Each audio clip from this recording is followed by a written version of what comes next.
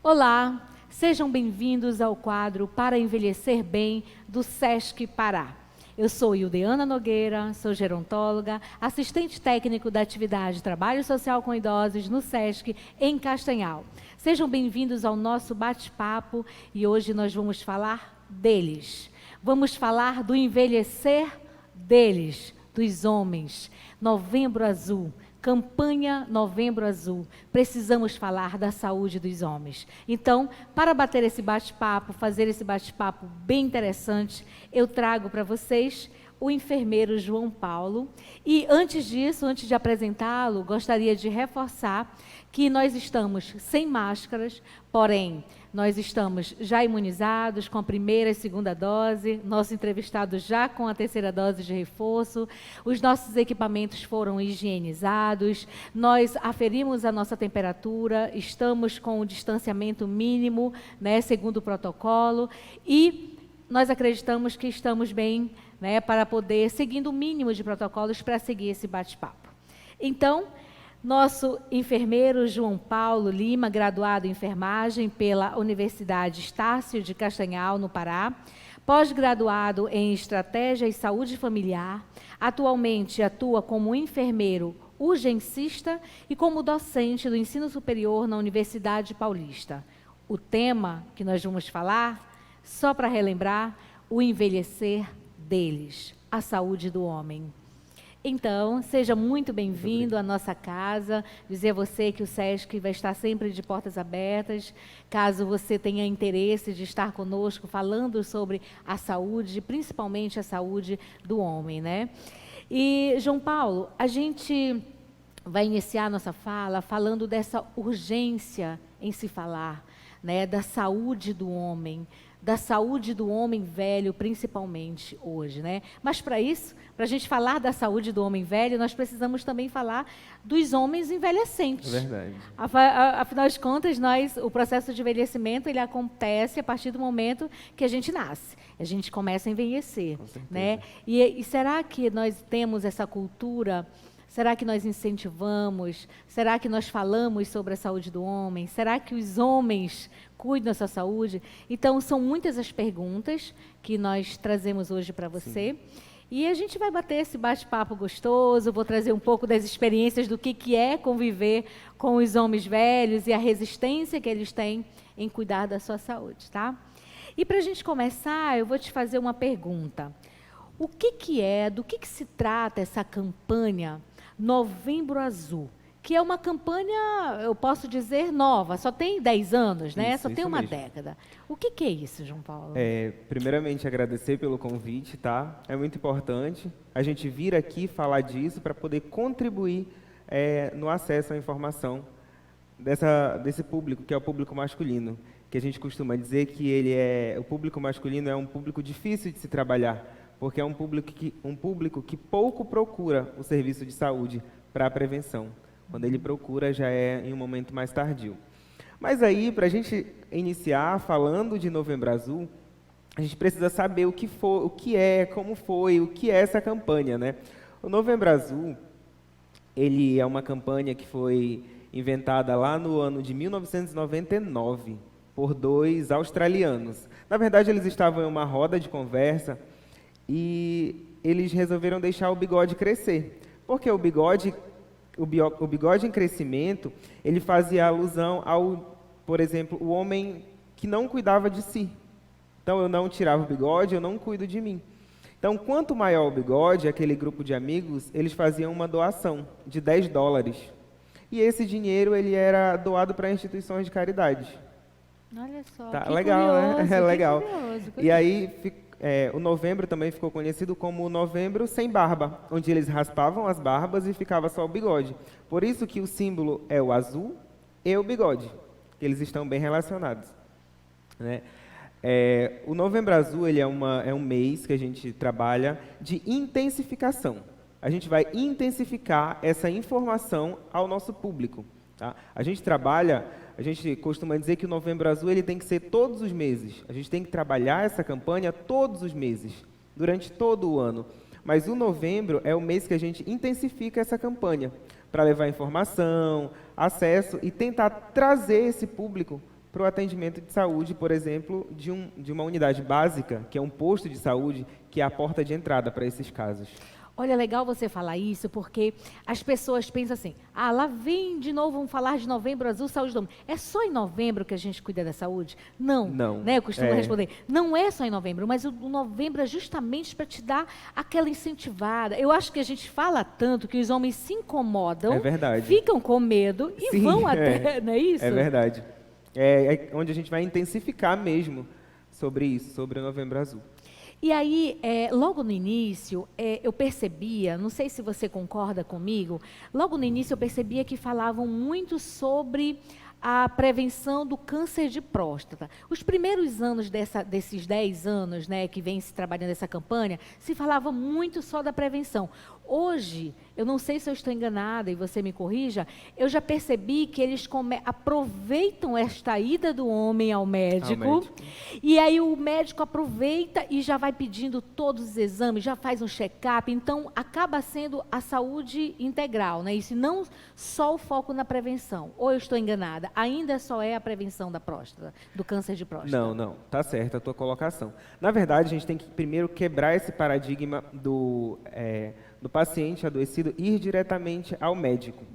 Na verdade, a porta de entrada, como eu já te falei, são pacientes portadores de comorbidades. O que são comorbidades? Na maioria dos casos, hipertensos, diabéticos. Então, a gente já vê aí que a maioria das pessoas que procura é um público mais idoso, que já tem alguma comorbidade. Então, esse público, como eu já te falei, a porta de entrada para eles vai ser o quê? Um posto, uma unidade básica de saúde. Ele vai para um atendimento normal, do programa Hiperdia, por exemplo, que é o programa que trabalha o hipertenso e o diabético. E aí, sempre esse programa ele vai ser ou com o médico da família ou com o enfermeiro que está trabalhando lá, que é o enfermeiro da família. Então, são consultas que eu posso dizer, consultas de rotina. Consultas de rotina, porque hoje em dia, para a gente trabalhar essa prevenção com o homem, a gente tem que aproveitar uma consulta de rotina, porque dificilmente ele vai, igual uma mulher, por exemplo, vai para se prevenir. E, João Paulo, o que é, então, a saúde integral do homem? O que significa o homem se realmente cuidar, né? Querer saber, cuidar da sua saúde integral? Bom, falar de saúde integral do homem é quase impossível de falar sem falar na Política Nacional de Saúde do Homem. Né? A Política Nacional de Saúde do Homem, ela vem para falar sobre a integralidade do homem no âmbito da saúde. Então, ela vem trabalhar 5 eixos. Eu até trouxe aqui os 5 eixos, que são acesso e acolhimento. Fazer com que esse paciente se sinta à vontade, que ele possa vir à unidade mais uma vez para um atendimento, que ele possa procurar os serviços de saúde. Tá? Paternidade e cuidado. Quando a gente se fala de paternidade e cuidado, nós já temos uma estratégia para trabalhar, tá? Que é o pré-natal do parceiro. Porque a paternidade e cuidado, ela vem para fortalecer esse vínculo com a mãe, com o filho, com o bebê, ou durante a gestação. Aí a estratégia que a gente já usa é o pré-natal do parceiro mesmo. Que aí a gente já aproveita para ele vir para também ser orientado, para fazer os testes de HIV, sífilis. Então, cuida a mãe, cuida do bebê que vai nascer. Isso. E do pai. Legal. Essa já é uma estratégia que a gente vem trabalhando há bastante tempo, que se chama o pré-natal do parceiro. Que bacana. Tá? O outro eixo são as doenças prevalentes. Tanto se faz prevenção do câncer de mama, do câncer de colo do útero, não é verdade? Porque as mulheres, elas têm maior adesão no serviço de saúde. E aí, quando a política nacional ela foi implantada, ela vem com esse paradigma para a gente quebrar, para a gente conseguir levar o homem. Então, a gente também sempre tem que fazer algo atrativo para levar o homem para a unidade. O outro eixo é violência e acidente. Violência, como por exemplo, violência doméstica, que também tem homem que sofre violência doméstica. Sim. Não só pela parceira, mas também pelos pais, que aí já entra o caso da homossexualidade, entre outros, tá? E a saúde sexual e reprodutiva, que já é o processo de envelhecer. Quando a gente se fala também nos direitos sexuais do homem, né, do nosso paciente, na disfunção erétil, que ele vai começar a procurar, mas ele tem vergonha, então ele tem essa rigidez de ir atrás da gente para procurar. Então, eu posso dizer e afirmar você de que o acolhimento deste homem na sua unidade de saúde, então ela deve ser fundamental isso para que mesmo. esse homem se sinta confortável, se sinta seguro em estar lá, Isso. expondo as suas dores, né, essas Isso. questões. Então, se a gente tem um bom acolhimento desse homem, a gente provavelmente vai fazer com que ele se sinta motivado para continuar um Pra tratamento, voltar, para pra voltar. Para Que trabalhar a bacana. prevenção mesmo, né? Uhum. E, assim, quando você falou do programa, né, de saúde do homem, como é que funciona? Quanto tempo tem esse programa, para Legal. quem não conhece? De Verdade. repente é novidade para você. Nossa, existe um programa, né, da saúde do homem? Enfim. É verdade. Lá, voltando à historinha do Novembro Azul, quando eles criaram na Austrália, ficou por grande parte do tempo por lá. Aqui no Brasil, veio pelo Instituto Lado a Lado pela Vida, no ano de 2003, finalzinho de 2003 para 2004, né, veio em parceria com o Instituto Nacional de Urologia. Ele Olha, veio em legal. 2003 a 2004. Mas só em 2009, tá, que Olha foi isso. criada essa política, que é a Política Nacional de Saúde do Homem. Olha Então ela só. vem para isso, que é para o que eu falei, que é para integralizar o paciente na assistência à saúde.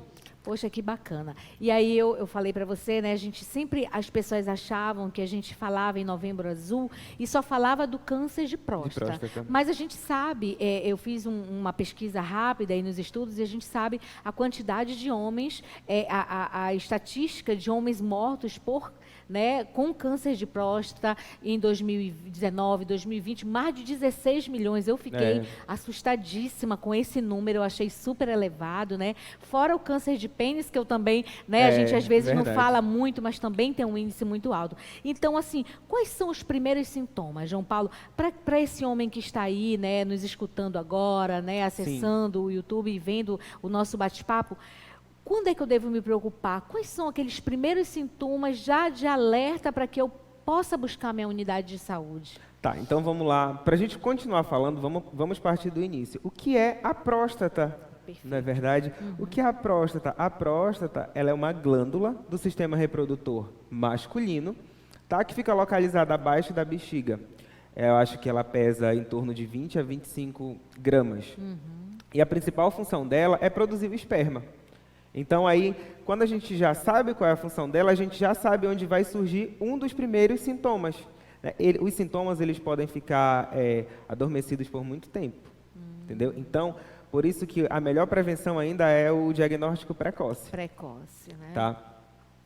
O câncer de próstata, ele ocasiona a morte de mais ou menos 28, 29% da população masculina que desenvolve um tipo de neoplasia masculina.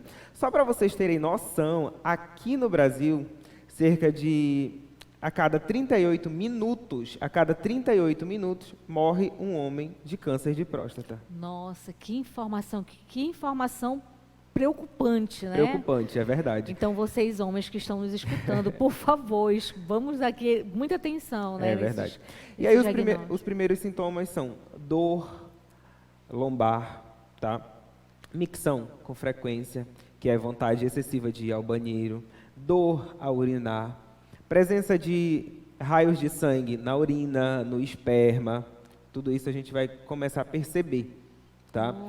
E aí também existem alguns fatores de risco. O que são os fatores de risco? São aquelas pessoas que são mais propensas a desenvolver o câncer de próstata, né?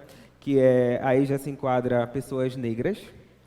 Pessoas negras... Isso é muito curioso. Desculpa te interromper, Tá. mas durante os meus estudos, eu vi lá, porque geralmente as mulheres brancas que são mais propensas ao Sim, câncer, ao câncer. né, de pele, de tudo mais. E aí, A osteoporose. a osteoporose. E no caso do câncer homem. de próstata, é o homem negro. Sim. Olha isso, né? Quer dizer que se você tem algum caso na família, Sim. aí você precisa ficar mais alerta ainda, né? Isso, Os homens negros. Isso. Então, são homens negros, fatores de risco. Homens negros, idade, tá? De 40, 45, 50 anos, a gente já deve começar a se preocupar. Principalmente se você tem uma comorbidade. Se você for hipertenso, diabético, ou entre outras comorbidades, aí o cuidado já precisa ser maior. Outro fator de risco é o histórico familiar, se você teve algum parente próximo que teve câncer de próstata, como pai, irmão, tio, primo, tá? Você já precisa acender aquele alerta. Já precisa acender aquele alerta. É como se, eu vou fazer uma comparação, não sei se é muito grotesca, mas geralmente as mulheres que vêm a ter câncer de mama, as filhas, vamos supor, com mais de 40 anos, elas precisam, a partir daí, já também se cuidar, Sim. fazer sua mamografia com mais frequência, uma vez por ano, ter um acompanhamento, não é isso? É Sim. mais ou menos assim. Para o câncer, para todo tipo de câncer, na verdade, um dos melhores remédios é o diagnóstico precoce. Precisa prevenir. E tem como evitar? Como é que a gente consegue evitar? Tem algo que a gente possa fazer para prevenir ao ponto de evitar a passar por uma cirurgia, ou entrar com medicações, ou fazer quimioterapia, radioterapia, enfim, existe? Sim, é uma pergunta legal, até para a gente ver, porque a resposta para essa pergunta é a base de quase todas as doenças, quase todas as comorbidades, que é uma vida saudável. A prática de exercício físico, alimentação saudável, diminuir o uso de bebida alcoólica, do cigarro, do fumo. São esses os principais fatores. Olha só, então assim, eu sou da área da educação física, né? A gente fala isso está no nosso discurso, nós que somos da saúde. Então a gente, desde lá da base, né? Desde a infância, a gente vem trabalhando isso. Vamos tentar ter uma melhor, né, qualidade de vida. Vamos trabalhar a nossa alimentação, vamos fazer atividade física, não vamos fumar, beber, não pode exagerar no uso, né, da bebida alcoólica, do fumo, enfim, são essas dicas, essas orientações que todo profissional de saúde dá o tempo inteiro, e que se a gente não se alerta, se a gente não procura fazer e seguir, lá no futuro, não tão distante, que não precisa ser só no envelhecimento, mas desde a vida adulta, você já pode sofrer algumas consequências, caso você não siga, né, essas orientações. Muito bem. Então, assim, agora uma coisa muito específica, porque você sabe, você é enfermeiro, você recebe homens todos os dias, e vocês sabem o tabu que tem em relação ao exame do toque, né, porque é necessário. Eu acredito que a maioria deles tem medo de sentir dor. Primeiro, eles têm medo do que o colega vai pensar caso ele faça o exame, realize o exame. Segundo, eles têm medo da dor, eles têm a resistência de procurar o próprio médico especialista, né? Já vai para o urologista, vai falar do quê? Né? Então, assim, realmente, sim, o homem precisa sentir tanta dor ao fazer esse exame de toque? Ele chega a sentir dor ou é só um incômodo? O que você me diz? Na verdade, essa é a pergunta, eu acho que carro-chefe de todo homem, que é o que ele mais vai te perguntar, né? Na verdade, a dor, ela é inexistente. É o incômodo que tu vai sentir. Por quê? Porque o exame de toque, que a gente costuma chamar de toque retal, um profissional urologista que for fazer, ele já é bem capacitado, não vai ser de forma bruta, grosseira, que vai ser realizado. Então, eu acho que o que impede mesmo a maioria dos homens realizarem não é a dor, é o preconceito. É o preconceito.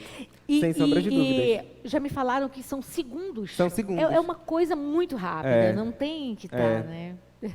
São segundos, então é o preconceito, é o que o amigo vai falar, o que o amigo vai pensar, olha, ele fez. O que o amigo vai descobrir quando descobrir que eu verdade. fiz, né? Muito. Mas sabe, em relação a isso, eu vou te contar uma experiência, assim, contar para vocês. Nós temos um grupo de homens velhos que se reúnem todas as terças-feiras para nós conversarmos. É um projeto que se chama Papo de Homem, acontece tanto na unidade de Castanhal, no Pará, quanto na unidade também em Belém, né, do Sesc Doca. E a gente reúne com esses homens. E a gente tem a possibilidade de escutar esses homens falarem, sabe, sobre assuntos pertinentes em relação ao seu envelhecimento. E uma vez, na roda de conversa, surgiu um dos homens, né, nos revelou de que ele jamais faria esse exame. E foi muito preocupante naquela hora, foi uma preocupação minha, mas no decorrer do bate-papo, os homens colocaram a ele, que já tinham feito. Ele era o único homem não tinha velho feito que ainda ainda, não né? tinha feito o exame, realizado esse exame. E o mais, 2 desses homens já tinham passado pela experiência de fazer um tratamento de câncer de próstata e já tinham sido curados, né? E estavam ali contando a história. Então, veja só, às vezes, um diálogo bem feito, uma escuta respeitosa, um aconselhamento bem feito, uma orientação bem feita, ela pode fazer com que esse homem tenha a atitude de procurar, sim, os serviços e realizar. Existem outros exames, por exemplo, a gente percebe que os homens têm muito medo, especificamente do exame de toque, né? Sim. Então, assim, o que orientar? Como falar para esse homem? Existem outros exames que, a princípio, possam substituir e que meio que adie esse Sim. tão temeroso por eles, né? Sim. Inicialmente, existem 2 tipos de exames. Um deles é o PSA, que o PSA ele vai medir a quantidade de antígeno produzido pela próstata, tá? Que é o antígeno prostático. Se esse antígeno prostático o nível dele der aumentado, isso significa que possivelmente o paciente desenvolveu câncer de próstata. Aí a gente vai passar para os exames subsequentes, por exemplo, uma biópsia. Tá? E o toque retal também é de início. O toque retal, por que é feito o toque retal, né? A gente não entende. O toque retal é feito porque o médico urologista ele vai conseguir tocar a próstata e ele vai ver o tamanho, a forma, a dimensão que ela está tendo, se ela já tem algum aumento. Olha só, tem um aluno meu que ele chegou muito curioso, ele falou, professora, eu não fiz o toque, mas eu fiz o PSA e fiz a ultrassom. Pronto. Os dois não deram alterados. Então, não dando alterado, eu não preciso fazer o toque. É isso mesmo, João Paulo. Quer dizer que se o PSA, que é um exame de sangue, sim, né, e a ultrassom não derem alterado, não tiver alteração nenhuma, ele está isento de fazer, ou o exame de toque ele realmente complementa os outros 2 exames? Na verdade, um vai complementando o outro. Na verdade, se ele não estiver sentindo um sintoma, a gente acredita que o PSA, a ultrassom vai adiando um pouquinho. Mas se ele continua apresentando algum sintoma, então é melhor fazer todos os exames de forma correta. A gente já falou um pouquinho, mas a gente poderia reforçar quais são os hábitos realmente que auxiliam nessa prevenção. Além daqueles que nós já falamos, por exemplo, né, de fazer atividade física, alimentação saudável. Consultar, fazer uma consulta uma vez por ano, fazer exames, isso seria um hábito, João Paulo? Com certeza, sem sombra de dúvidas. Pelo menos uma vez no ano, procurar o urologista, principalmente as pessoas que já estão na faixa etária de 40, 45 anos, 50 anos, tá? Fazer esse acompanhamento. Na verdade, é igual a gente falei, o melhor remédio é a prevenção. E como a gente vai prevenir? Procurando o médico. Não adianta nada a gente procurar quando a gente sentir a dor. A gente tem que procurar antes. E que coisa difícil um homem procurar os médicos antes de sentir a dor, né? Eu convivo com esses homens, não só, né? Mas eu sou casada, eu tenho meu esposo, eu tenho filhos, filho adulto, eu tenho o meu pai, enfim, eu tenho tios, e a gente sabe do quanto eles têm resistência em procurar. Existem casos em que a parceira, a companheira, a esposa, precisa praticamente levar esse homem pela mão até sua unidade de saúde, até um hospital, marcar a consulta. A gente sabe que existe essa resistência. Existem companheiros até que entram no consultório com os homens e falam por eles para os médicos, né? Mas a gente não quer isso. A gente precisa trabalhar na consciência, né? Conscientizar os homens da importância dele cuidar, se autocuidar. Não é isso, João Paulo? Então, assim, eu estou agora, neste momento, vivendo uma fase muito especial da minha vida, que é a menopausa. Né? Eu estou nesse momento vivendo a menopausa e com ela todas as suas dores, né? Todos os seus sintomas. Ela vem e ela traz todas as consequências, né? Tudo. E assim, e o homem? A mulher tem a menopausa. E o que falar desta tal da andropausa? A andropausa é similar à menopausa. Só que a andropausa acontece em pessoas do sexo masculino, né? E aí o que é? É a mesma coisa da menopausa, é a diminuição da produção hormonal. Né? A gente vai ter uma diminuição aí da produção dos hormônios. principal hormônio masculino é a testosterona, né? Então a gente vai ter a diminuição, só que ela se compara muito ao processo de envelhecimento normal. Os principais sintomas da andropausa, né, é a disfunção erétil, que ele vai sentir. Só que a disfunção erétil ela pode ser tratada com a reposição hormonal mesmo, entendeu? Então a andropausa é isso, é igual à menopausa na mulher. Mas só uma curiosidade, assim, porque eu não estou convivendo com ninguém que está nessa fase. É a partir de que idade, assim, que a gente pode considerar que entrou na faixa etária de 60 a 70 anos já começam a aparecer alguns sintomas. Perceberam?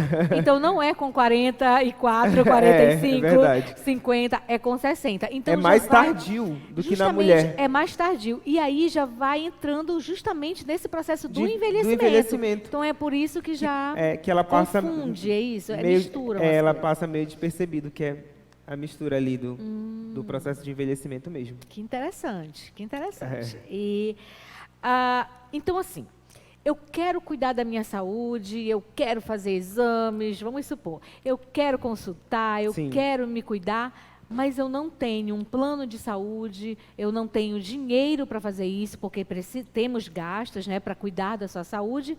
Eu preciso necessariamente ter um plano de saúde para poder cuidar dela, realizando consultas e exames, ou o SUS pode me garantir tudo isso? Bom, para a gente começar a falar disso tudo, a gente pode iniciar falando do SUS. Um dos princípios do SUS, o primeiro princípio do SUS é a universalidade. A universalidade, ela vem dizer que a saúde é direito de todos e dever do Estado. Então, a saúde é dever de direito de todos e dever do Estado. Então, aí, a atenção básica, por exemplo, a Política Nacional de Atenção Básica, ela anda atrelada com a Política Nacional de Saúde do Homem. Por quê? Porque a atenção básica é a porta de entrada, é onde eles vão procurar o primeiro atendimento. Então, lá o médico, enfermeira que estão lá, eles podem solicitar o PSA, tá? Fazer o encaminhamento para o urologista, para ele poder estar fazendo todo esse acompanhamento. Então, eu volto a dizer que a atenção básica, que a gente chama o posto de saúde, popularmente conhecido, é a porta de entrada, é onde a gente vai ver a maioria desses casos, até mesmo antes do urologista, porque ele vai procurar o urologista em seguida. Você sabe, você me corrija se eu estiver errada, mas eu acho que tem uma pessoa, um funcionário público, que ele tem uma função muito especial, que são os ACS. Sim. Porque, olha só, é muito difícil o homem sair da sua casa e, não, eu estou indo agora no posto de saúde, marcar uma consulta, fazer alguma coisa. E se nós temos essa pessoa, né, esse personagem tão importante da saúde, que é o ACS, que vai até a sua porta, que chega lá, procura saber como é que você está, como é que está a família, preenche, saber se alguém está precisando de um atendimento, a partir dali, a partir do momento que você fala com ela e que ela tem uma sensibilidade de lhe orientar, de lhe encaminhar, de conseguir, de uma forma de facilitar os recursos, né, de consultas, exames, é tudo mais fácil. Também, então, quer dizer que esse acolhimento, ele já começa muito antes da entrada dele no posto de saúde. Na unidade básica de saúde, justamente. Já começa quando o ACS ele vai fazer a visita. Na verdade, eu costumo dizer que o ACS ele é as pernas de uma unidade de saúde. Exatamente. Ele é a porta de entrada, na verdade, ali, de todo o SUS, do Sistema Único de Saúde. Olha que bacana. João Paulo, agora assim, só fugindo um pouquinho do novembro, né? Como é que os homens têm, como é que eles receberam a notícia da questão da vacinação? Como é que eles procuraram? Será que eles foram muito, assim, empurrados pelas suas companheiras, namoradas, mães, à vacinação, quando viram que realmente a situação estava muito crítica? Ou eles realmente se preocuparam? Os homens têm se vacinado? Sobre a vacinação do Covid? Sim, Covid. Sim. Na verdade, nós temos muitas pessoas com falta de acesso à informação. Eu acredito que é a grande dificuldade da vacinação, não só no município de Castanhal, mas eu acho que de forma geral, é a ausência de informação, na verdade. Então, a Política Nacional, mais uma vez voltando, de Saúde do Homem, ela está aí para que a gente olhe esse paciente com uma visão holística, que eu costumo dizer, ver os fatores socioeconômicos, sociodemográficos, tá? E passar a informação, porque uma informação que uma pessoa que mora em tal bairro tem é uma informação que uma pessoa que mora em outro bairro não vai ter. Tu estás entendendo? Sim. Então, essa adesão do público masculino sobre a vacinação, ela está bem, ela foi bem, está sendo com sucesso, está sendo bem louvável. Mas existe ainda uma certa rigidez da população de forma geral. Mas a gente acredita que é pela falta de informação mesmo. Não pela falta de informação dos profissionais de saúde, da equipe de saúde, mas entre outras coisas aí que a mídia publica e Entendi. aí os nossos Agora, governantes. para a gente poder falar sobre a saúde do homem velho, né? A saúde do homem E velho. aí, porque às vezes o homem com 60, com 70, com 80 anos, Sim. ele chega e diz assim, tá, para que eu vou em médico? Para que eu vou no neurologista? Para que eu vou me cuidar? Para que eu já estou velho, né? Eu não preciso mais disso.